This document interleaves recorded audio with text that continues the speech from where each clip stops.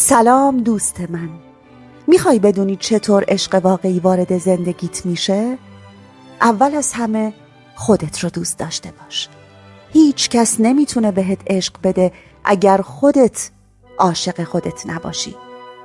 دوم، باور داشته باش که تو لیاقت عشق واقعی رو داری.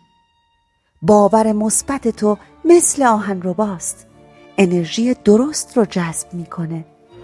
سوم، وضوح نیت داشته باش. بدون دنبال چی هستی، چه خصوصیات انسانی برات مهمه.